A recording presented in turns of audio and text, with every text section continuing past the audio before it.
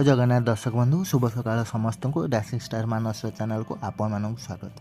दर्शक बंधु आज जो वीडियो आपण मान पाखक नहीं आसी से वीडियो हुए तो आपण मैंने आगुरी देखिथे किंतु मु जो टॉपिक उपर आलोचना करने को जाऊँगी हुए तो से टॉपिक उपर आज पर्यंत कहीं भी आलोचना करना कहीं से विषय से माने संपूर्ण भाव में अज्ञ अच्छा।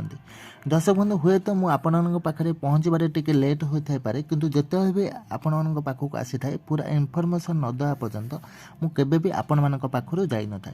दर्शक बंधु मुझे भी आपण मानू जो इनफर्मेशन दे आसी ताहा आज पर्यंत संपूर्ण सत्य हो आसी आगक सत्य ही हम। तेणु सबुबले मो चैनल सहित जोड़ी हो रुहति एवं जो मैंने मो चैनल को नुआ कर जल्दी जल्दी चैनल को सब्सक्राइब करनियंतु एवं बेल आइकन को दबाई ऑल क्लिक करनियंतु तुरंत नोटिफिकेशन पाइबा।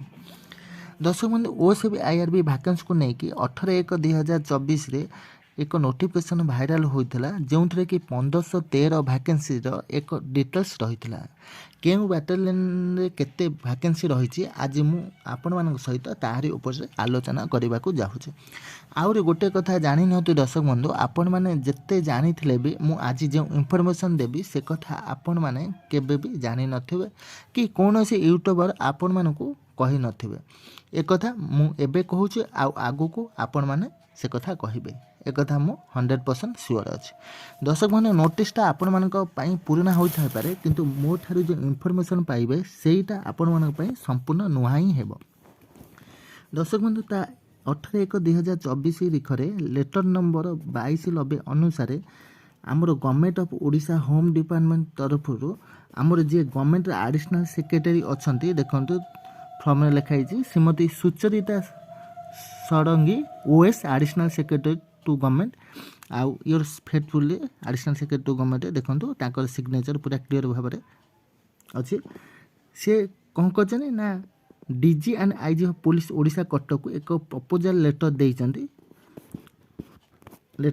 जो थे कि आउ 72 पोस्ट सिपाही कॉन्स्टेबल बाटालियन मानक डायरेक्ट रिक्रुटमेंट हवापाई जो आमर थिला 2023 डिसेम्बर सुधा 2023 रिक्रुटमेंट कैलेंडर 1441 पोस्ट से आउ 72 पोस्ट आड करके डायरेक्ट रिक्रुटमेंट करने सी गोटे proposal letter DG and IG of police Cuttack को कर देखो क्लियर भाव में सब्जेक्ट लिखाई government approval for filling of additional 72 vacancies in the rank of सिपाही constable in battalion by way of direct recruitment। तापर देखो रेफरेंस कौन लिखाई फाइल नंबर एतिकी प्रपोजल यहाँ हूँ से गोटे प्रस्ताव देउचंदी। तापर आगुरी आपण मानक रही 2023 रिक्रुटमेंट कैलेंडर 1441 पोस्ट सिपाही constable battalion cadre government approve करके रखी एवं 72 पोस्ट अधिका वैकेंसी हेल्ले टोटाल आपण मानकर 1513 पोस्ट 2024 वैकेंसी रोचे। एथि 55 पोस्ट स्पेशल गोरखा पिला रोचे जोटा कि OCP सेकेंड BN झारसुगुड़ा ताने आउ रहा आपण मानकर 1458 पोस्ट जोटा कि ऑल ओडिशा सिपाही कॉन्स्टेबल OCBIRB एबे चलतु जानिबा केउ बाटालियन में केते पोस्ट रहिला। दर्शक बंधु एथिरे प्रथमे आसिला OCB first battalion Dhenkanal UR category रोची से 151 पोस्ट SCBC पूरा नील अच्छी SC कैटेगरी रही 48 पोस्ट आउ ST कैटेगरी 58 पोस्ट टोटाल रहिला OCB first battalion Dhenkanal 257 post. एथिरे दर्शक बंधु गोटे कथा ध्यान दिंतु OCB फास्ट बाटालियन ढेंकानाल तलू को कौन लिखा देखो इंक्लूडिंग जगन्नाथ टेम्पल PS यहीटा कौन पाई लिखा आउ कहीं लिखा ये कथा आपण मैंने क्या पचारे कि कौन सी यूट्यूबर आपण मानक जनइले नहीं अरे से माने जानी थे तो आपण मानक जनइबे। दर्शक बंधु एबे चलतु से विषय आमे आलोचना करिबा। दर्शक बंधु आमर जो पुरी रे जगन्नाथ टेम्पल रही से जगन्नाथ टेम्पल को सुरक्षा देवाई एक जगन्नाथ टेम्पल PS गठन करा जाय अछि। आउ से जगन्नाथ टेम्पल PS अधीन रे जगन्नाथ टेम्पल को सुरक्षा देवाई आमर OCB सेकेंड SSBN केउंझर किछि वर्ष हब दायित्व रे रहितला मात्र ए किछि वर्ष hub OCB second SSBN Keonjhar भांगी जिबारु तापरे जगन्नाथ टेम्पल लो संपूर्ण सुरक्षा दायित्व OCB फास्ट बाटालियन ढेंकानाल को दियागला किंतु OCB फास्ट बाटालियन ढेंकानाल सबुठा छोट बाटालियन होइथिबारु ଏବଂ ତାର ଷ୍ଟ୍ରେନ୍ଥ ମଧ୍ୟ କମ୍ ରହିଥିବାରୁ ଆଉ ଷ୍ଟ୍ରେନ୍ଥ ହେଲା ପର୍ଯ୍ୟନ୍ତ ଟେମ୍ପୋରାରୀ ଭାବରେ ଓସିପି 3rd ବାଟାଲିୟନ କୋରାପୁଟକୁ ଜଗନ୍ନାଥ ଟେମ୍ପୁଲର ସୁରକ୍ଷା ଦାୟିତ୍ୱ ଦିଆଯାଇଅଛି। ଯେପର୍ଯ୍ୟନ୍ତ ଓସିପି 1st ବାଟାଲିୟନ ଢେଙ୍କାନାଳର ଫୁଲ୍ ଷ୍ଟ୍ରେନ୍ଥ ନ ହୋଇଛି ସେ ପର୍ଯ୍ୟନ୍ତ ଓସିପି 3rd ବାଟାଲିୟନ କୋରାପୁଟର ଜଗନ୍ନାଥ ଟେମ୍ପୁଲ ସୁରକ୍ଷା ଦାୟିତ୍ୱରେ ରହିବେ। ଆଉ ଏବେ ଆପଣମାନେ ଜଗନ୍ନାଥ ଟେମ୍ପୁଲ ଦର୍ଶନ କରିବା ପାଇଁ ଗଲେ ଦେଖିପାରୁଥିବେ OCP 3rd battalion Koraput staff ମାନେ ଡ୍ୟୁଟି କରୁଥିବାର।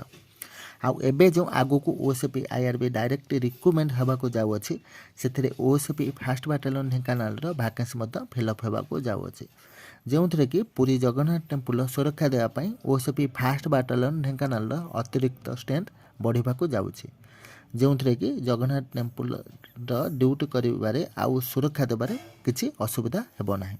ସେଥିପାଇଁ ଓସିପି 1st ବାଟାଲିୟନ ଢେଙ୍କାନାଳ ତଳେ ଇନକ୍ଲୁଡ଼ିଂ ଜଗନ୍ନାଥ ଟେମ୍ପୁଲ ପିଏସ୍ ଲେଖା ହୋଇଅଛି।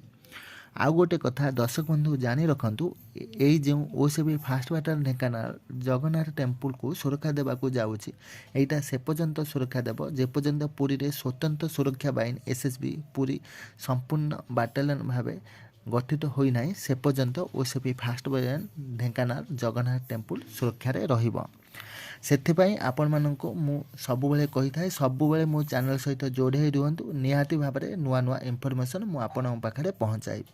ଆଉ ଯେଉଁମାନେ ମୋ ଚ୍ୟାନେଲକୁ ନୂଆ କରି ଆସିଛନ୍ତି ବା ସବସ୍କ୍ରାଇବ୍ କରିନାହାନ୍ତି ଜଲ୍ଦି ଜଲ୍ଦି ଚ୍ୟାନେଲକୁ ସବସ୍କ୍ରାଇବ୍ କରିନିଅନ୍ତୁ ଆଉ ବେଲ୍ ଆଇକନକୁ ଦବାଇ ଅଲ୍ ବଟନରେ କ୍ଲିକ୍ କରିନିଅନ୍ତୁ ତୁରନ୍ତ ନୋଟିଫିକେସନ୍ ପାଇବା ପାଇଁ। ଆହୁରି ଗୋଟେ କଥା ଦର୍ଶକ ବନ୍ଧୁ ମୁଁ ଆପଣମାନଙ୍କୁ ଜଣାଇ ଦେବାକୁ ଚାହୁଁଛି, ଏଇ ଯେଉଁ 257 post OCP 1st battalion Dhenkanal ପାଇଁ ଭ୍ୟାକେନ୍ସି ଅଛି ଏଇଟା ମଧ୍ୟ ଆଗକୁ ଆପଣମାନଙ୍କର କରେକ୍ସନ୍ ହେବାକୁ ଯାଉଅଛି। ଏଇ କଥା ଭଲ ଭାବେ ନୋଟ୍ କରି ରଖନ୍ତୁ, ଯେଉଁଟାକି ଆପଣମାନଙ୍କୁ କେହି କହିନଥିବେ କି ସେମାନେ ବି ଜାଣିନଥିବେ। ଏଇଟା ଥିଲା ଆପଣମାନଙ୍କର ଓସିପି 1st ବାଟାଲିୟନ ଢେଙ୍କାନାଳର ଜଗନ୍ନାଥ ଟେମ୍ପୁଲ ଡ୍ୟୁଟି ସମ୍ପର୍କରେ। ତାପରେ ଆପଣମାନଙ୍କର ଆସିଲା OCP 2nd battalion Jharsuguda. UR କ୍ୟାଟାଗୋରୀରେ ଭ୍ୟାକେନ୍ସି ରହିଲା 55 post, SEBC nil, SC nil, ST nil, total vacancy 55 post. ଏଇ ଯେଉଁ 55 ପୋଷ୍ଟ ଭ୍ୟାକେନ୍ସି ରହିଛି ଏଇଟା କେବଳ ଗୋର୍ଖା ପିଲାମାନଙ୍କ ପାଇଁ ରହିଛି, ଯେହେତୁ OCP 2nd battalion Jharsuguda Gorkha battalion ଭାବରେ ମାନ୍ୟତା ପାଇଛି, ତେଣୁ ସ୍ୱତନ୍ତ୍ର ଭାବରେ ସ୍ପେଶିଆଲି ଗୋର୍ଖା ପିଲାମାନେ ହିଁ ଏହି ପୋଷ୍ଟ ପାଇଁ ଏଲିଜିବୁଲ୍ ଅଛନ୍ତି। ତାପରେ ତଳେ ମଧ୍ୟ ପୁରା ଡିଟେଲ୍ସ ଲେଖିଦେଇଛି, recruitment for 55 vacancy in the rank of sipahi in Gorkha coy of OCP 2nd battalion Jharsuguda will be done by a separate selection board as per police order number 299/96, ଯେଉଁଟାକି ପୋଲିସ ଅର୍ଡ଼ର ମାନୁଆଲରେ ଯାଉଛି, ରୁଲ୍ରେ ଯାଉଛି। କେବଳ ଆର ସିଲେକ୍ସନ୍ ବୋର୍ଡ଼ ଅଲଗା ରହିବ ଆଉ ଆର recruitment ମଧ୍ୟ ଅଲଗା ହିଁ ହେବ। ଆପଣଙ୍କ ଯେଉଁ ଟୋଟାଲ୍ 1513 ପୋଷ୍ଟ ଭ୍ୟାକେନ୍ସି ରହିଲା, ମୁଁ ଆପଣମାନଙ୍କୁ କହି ରଖୁଛି ଯେ ଏଇଟା ଆପଣମାନଙ୍କର ଫାଇନାଲ୍ ଭ୍ୟାକେନ୍ସି ନୁହେଁ କି ଏଇଟା ଆପଣମାନଙ୍କର ଫାଇନାଲ୍ ନୋଟିସ୍ ନୁହେଁ।